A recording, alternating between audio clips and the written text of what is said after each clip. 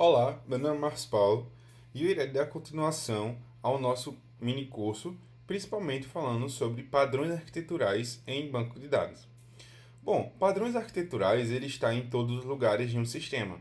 Eles são de fundamentais importância para que possamos ter sistemas bem estruturados e sistemas adaptados para manutenção, para uma escalabilidade, entre outras funções.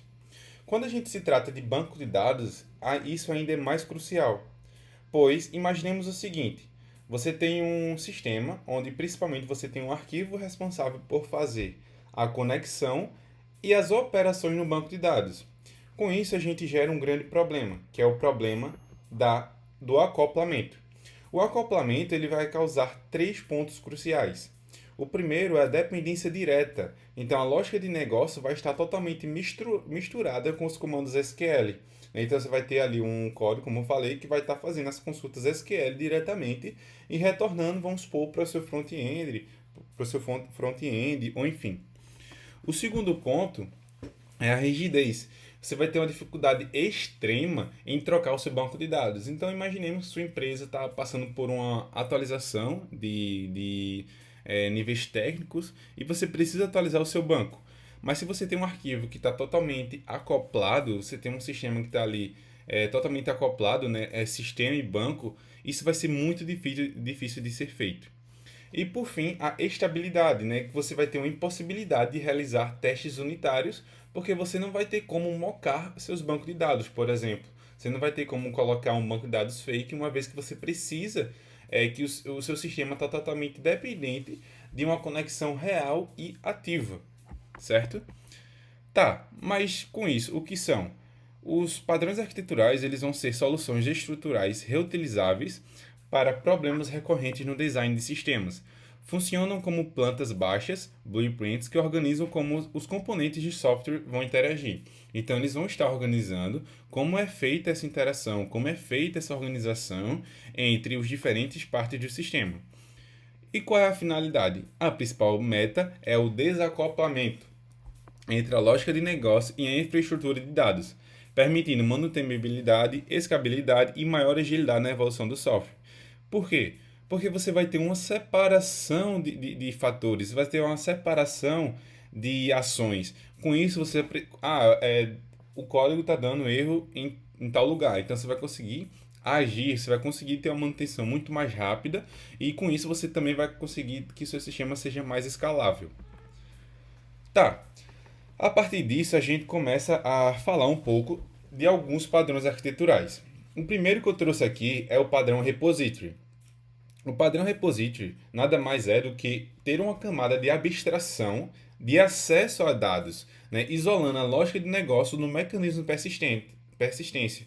Então você vai ter uma camada que vai abstrair a conexão com o banco e abstrair também as operações que é feita naquele banco. Com isso, vai trazer um grande fator, que é o desacoplamento. Então, a lógica de negócio ela não vai conhecer os detalhes do banco, se é um SQL, se é um RM, se é um arquivo. Então, ele comunica-se via interface do repository. O repository ele vai ter alguns benefícios, né? Como, por exemplo, a facilidade de troca de banco de dados. Por quê? Porque como você vai ter uma camada que vai estar responsável pela conexão com aquele banco, então, se você quiser mudar de banco, basta alterar essa camada e não o código de toda a aplicação. O segundo ponto é permitir mocar repositórios em testes unitários, que é muito parecido com o nosso primeiro ponto, que seria a troca de banco de dados, mas nesse caso para um banco de dados mocado, né, para um banco de dados teste. E por fim, centraliza queries em um único local. Então você vai centralizar as consultas em um só local, em um só repository. A estrutura ela não vai ser complexa. Eu trouxe aqui rapidamente três pontos, mas eu vou mostrar para você já já no código. O primeiro ponto é você vai ter uma interface como a user repository, onde o nome da interface ela vai ser repository, desculpa, a user repository, só que você precisa colocar esse repository no final justamente para citar, para falar que, olha, isso aqui é uma boa prática de desenvolvimento. Né? E esse repository vai ter, por exemplo, a três funções, como find by ID, o save e o delete. Só que aqui não é implementação, tá? Isso aqui é só a declaração, no caso você ter essa interface é um contrato, né, que outras classes, quando forem implementar ela, vai ser um contrato que deve ser feito.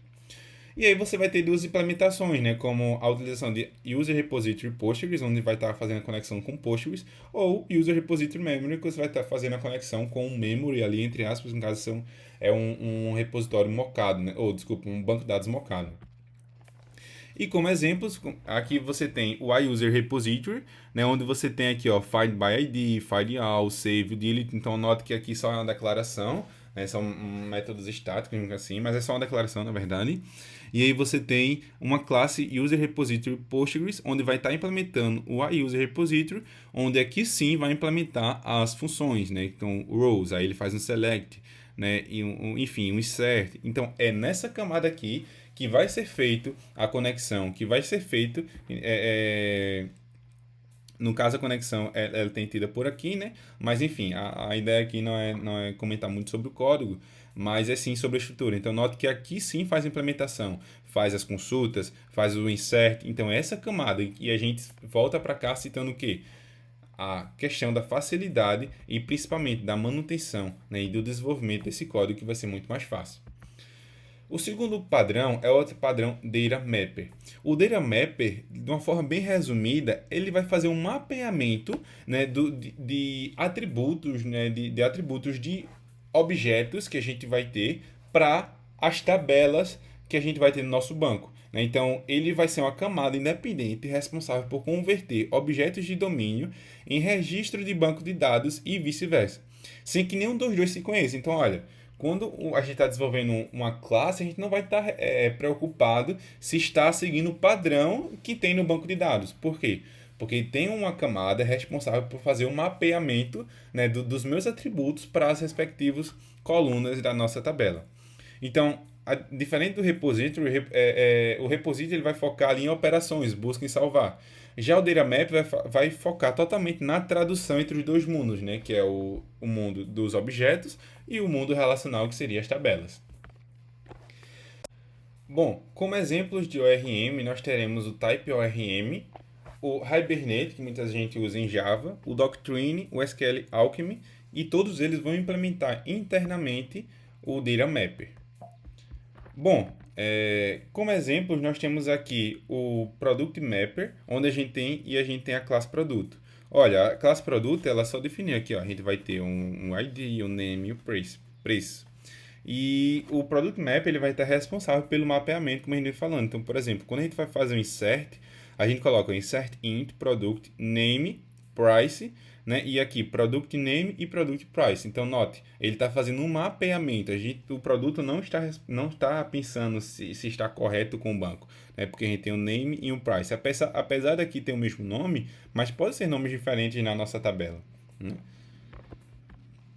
E por fim, nós temos o padrão Command Carry Responsibility Segregation, né? Então CQRS. A separação completa entre operações de escrita, que são os commands, e operações de leitura, que são as carries, podendo usar modelos, bancos e até infraestruturas distintas. Então notem, isso aqui é muito interessante, porque a gente traz para um nível ainda maior de banco de dados, né? Quando a gente aprende banco de dados, a gente aprende, você vai ter um banco de dados onde você vai fazer select, insert, enfim. Já nesse padrão, ele fala o quê? É interessante que tenhamos um banco de dados somente para leitura e um banco de dados somente para escrita, de uma forma bem resumida. E isso pode se estender até na própria infraestrutura, que sejam distintas entre elas, né? Tá, o que são os comandos, né? Os comandos eles vão ser comandos que vão alterar o estado do sistema, né? Então você vai ter os create, o update, o delete, entre outros. Eles não retornam dados do negócio, apenas confirmação da execução, né? Então os comandos, você vai estar um create ali, o create ele não vai retornar o dado que acabou de ser inserido, e sim só uma resposta de ok, só uma confirmação da execução, né? E por fim vai ter validações estritas de integridade e regras de negócio. Por quê? Porque quando você está inserindo um dado ali no banco, precisa estar totalmente ligado, né, e dentro das regras de negócio, né, e principalmente que sejam dados íntegros, né, tem integridade ali muito grande. Então, essa camada ela é muito estruturada, né, ela é muito forte assim, para manter essas coisas. As carries, ela é uma camada, né, no caso, apenas de leitura do estado, sem modificar nada. Elas sim vão retornar, obviamente, os dados, né, o que acabou de serem consultados. Um ponto muito interessante das carries é você poder usar projeções otimizadas, como as view, caches, read, models. Então você pode usar facilitadores para que você tenha aqueles dados ali. Por exemplo, se você tem um sistema que sempre está fazendo busca de um determinado dado, é mais fácil que você armazene esse dado em cache, né, ou mais perto de você do que sempre ficar indo no banco, consultando e voltando, indo no banco, consultando e voltando, né? Então tem estratégias para isso. E por fim, escaladas independente dos comandos. Então, olha, você vai ter os comandos e você vai ter as carries. As carries você pode fazer inúmeras sem estar preocupado com os comandos.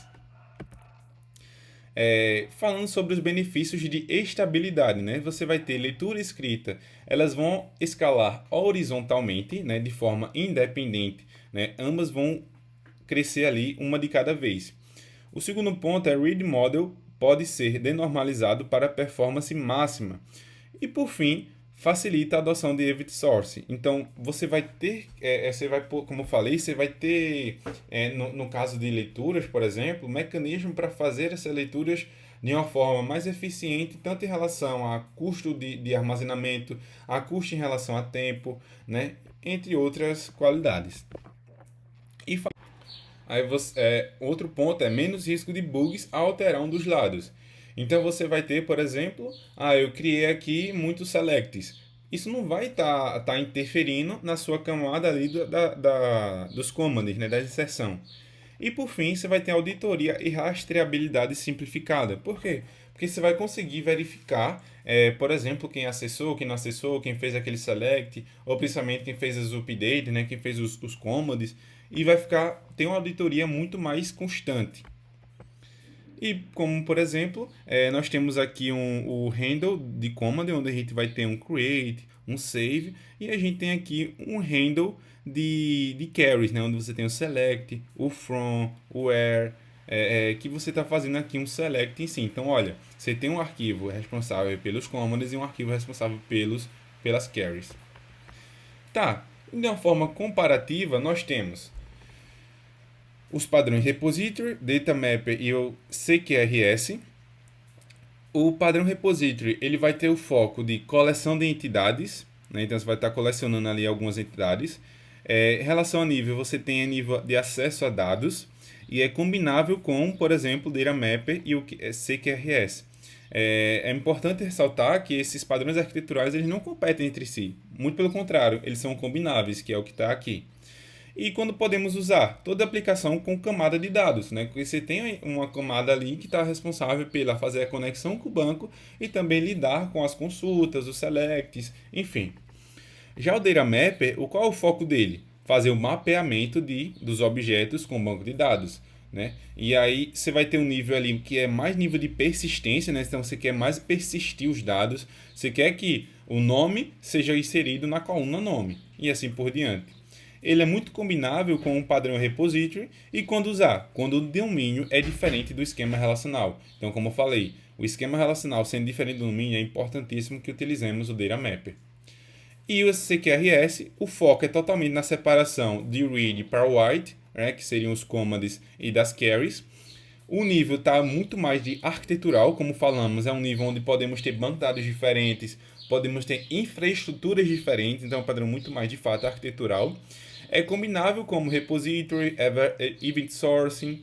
E quando usar? Quando você tem uma alta carga de leitura ou escrita intensa. Porque você precisa sempre estar melhorando o seu código, sempre dando manutenção na sua leitura, na sua escrita. Então você precisa que isso seja separado e precisa que isso seja mapeado de uma forma correta para que tenha uma evolução melhor. E é isso, vou mostrar a vocês um pouco de mais código. Voltando aqui, eu quero falar